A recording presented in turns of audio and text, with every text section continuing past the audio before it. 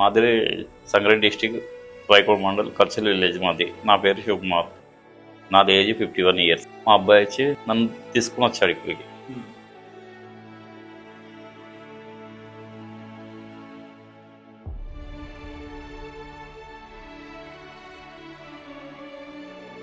Smiler Babu sir.